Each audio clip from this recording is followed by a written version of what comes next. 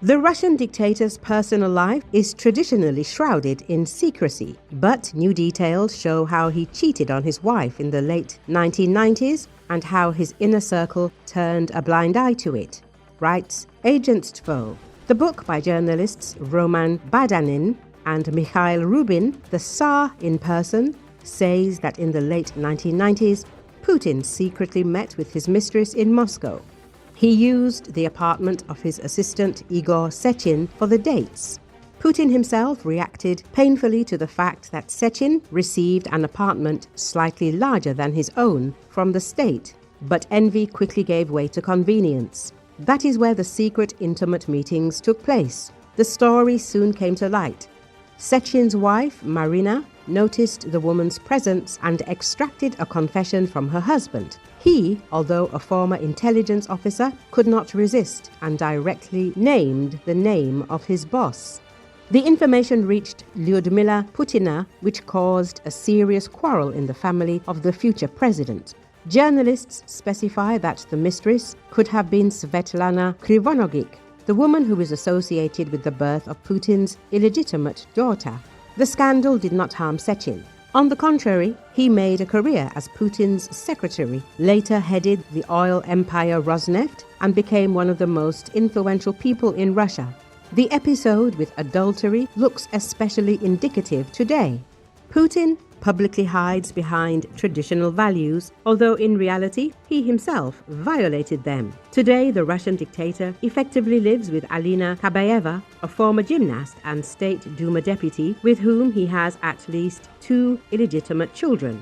At the same time, the Kremlin officially remains silent, creating an aura of mystery around his personal life. Earlier, media reported that the leader of the new clan that is gaining power in the Kremlin is a woman close to Putin. The unacknowledged daughter of Russian dictator Vladimir Putin, Ekaterina Tikhonova, who has remained in the shadows all this time, has begun to rapidly gain political weight in the Kremlin. She heads one of the most influential clans in the top leadership of Russia. Famous Russian human rights activist Vladimir Sechin said that a certain analog of Yeltsin's family has formed in the Kremlin today, and Tikhonova has begun to play a very significant role in this clan. In particular, she is currently lobbying for the appointment of Andrei Belousov as the country's new prime minister. Despite the FSB's efforts to extend Mikhail Mishustin's term, the prime minister's seat may be taken by the current acting first deputy prime minister of the Russian Federation, Andrei Belousov, whose candidacy is being lobbied by one of the most influential players in the Kremlin, widely known as Katerina. A new family 2.0 has formed in the Kremlin, the Russian human rights activist reported. According to him, the main sponsor of this group, the holder of the common fund, is the oligarch Roman Abramovich. A source from the FSO leaked footage of an online meeting that Tikhonova held with Belousov to Sechin. In the footage, the woman is laconically signed Katerina. It is obvious that the daughter of the Russian dictator was brought into power without anyone noticing. There have been persistent rumors for a long time that Tikhonova is being groomed as the successor to the aging Putin. There has been no serious confirmation of this before. However, given the new information, such a development could become quite real.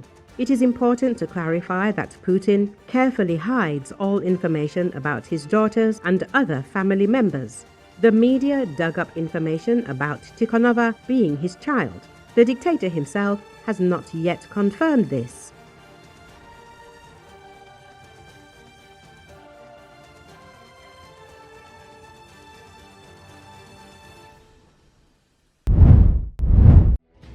The most serious sector on the front line is currently Pokrovsk, where more than 100,000 Russian troops have been concentrated.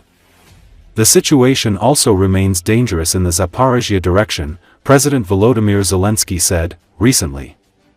Zelensky listed the main directions of the front line and briefly described what is happening there. Pokrovsk direction, the most serious situation is here.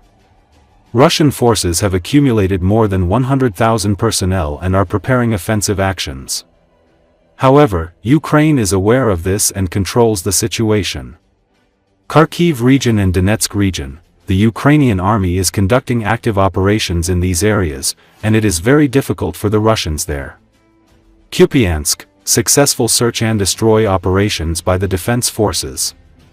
Over the past 2 days, more than 30 Russian sabotage and reconnaissance groups have been eliminated. Sumy direction, the enemy is being pushed out. Zaporizhia direction, no changes, but there is a threat, since Russian soldiers are accumulating airborne forces and have already gathered a fairly large grouping. In this case, Bloomberg says that European leaders are deeply concerned that Russia is preparing a large-scale attack on Ukraine. The publication writes that at a Security Council meeting in Toulon last week, German and French officials discussed the concentration of Russian troops in the Donetsk region, especially near Pokrovsk. According to sources, the Kremlin has moved large forces to the region. A final discussion of post-war security guarantees for Ukraine is planned for a meeting in Paris in the coming days. European leaders also intend to hold talks with Donald Trump. French President Emmanuel Macron said in a meeting with Zelensky that Europe is ready to provide security guarantees to Kiev. The meeting is expected to be attended by the prime ministers of the Netherlands and Poland, and the leaders of the United Kingdom, Germany, and Italy will join via video link. The Europeans want to clarify the US position and convince Washington to strengthen sanctions against Russia. However, the diplomatic process has stalled. Sources say that despite a brief uptick in activity in August, the talks have now stalled and the Kremlin is preparing for a new offensive. It is noted that Russia's summer offensive has not yielded the results Moscow had hoped for. The troops captured only 2,033 square kilometers of territory between May and August, which is equivalent to 0.3% of Ukraine's territory. At the same time, Russia has stepped up airstrikes. German Chancellor Friedrich Merz has said that strengthening the Ukrainian army is the most important security guarantee. He said that foreign troops can only be discussed after a ceasefire.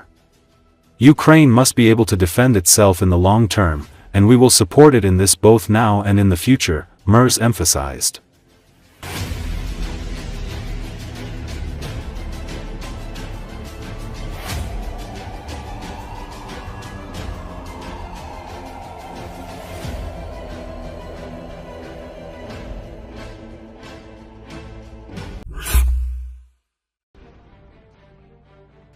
Desperate to staunch the bloodletting around Pokrovsk in eastern Ukraine's Donetsk Oblast, the Kremlin rushed in reinforcements. According to Euromaidan Press media outlet, those reinforcements, the best of Russia's available naval infantry and airborne forces, are already suffering heavy casualties in a sector they clearly do not understand. Attacking in armored vehicles along the drone-patrolled roads just east of Pokrovsk, the Russian 155th Naval Infantry Brigade was immediately spotted from the air by the Ukrainian State Security Service's Ivan Franko Group.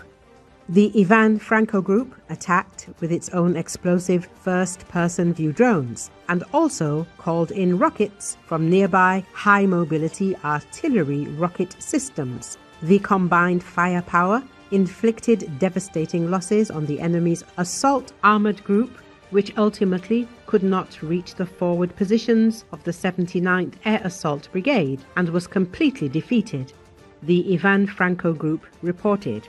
The group counted 5 destroyed vehicles and 2 abandoned ones. The enemy's manpower losses as a result of the complex strike of FPV and HIMARS amounted to 50 to 100 men, the group claimed.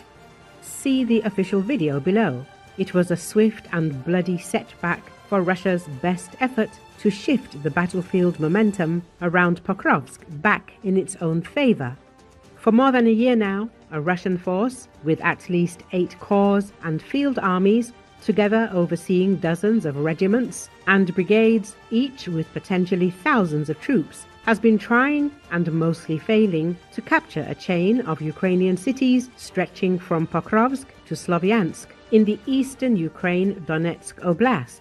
Euromaidan Press says The Russian 51st Combined Arms Army came close to closing a pincer around Pokrovsk and cutting off one of its two main supply routes in early August, when its 132nd Motor Rifle Brigade slipped thousands of troops past undermanned Ukrainian trenches northeast of Pokrovsk. They marched 15 kilometers toward the village of Dobropilya, which sits astride the T0515 road, Pokrovsk's easternmost main supply route. But the Russians underestimated the strength of the Ukrainians' reserves. Ukrainian commanders had made the deliberate decision to leave some trenches empty in order to buy time for certain brigades to rebuild. It was a sacrifice. American analyst Andrew Perpetua explained, sacrifice ground for time while refitting, and then you can attack later. According to Euromaidan Press, a dozen or so Ukrainian brigades, regiments and battalions, some fighting under the command of the National Guard's new 1st Azov Corps, assaulted the Dobropilya salient from both sides with drones, tanks, armed ground vehicles and infantry, and quickly destroyed the Russian 132nd Motor Rifle Brigade, likely inflicting thousands of casualties.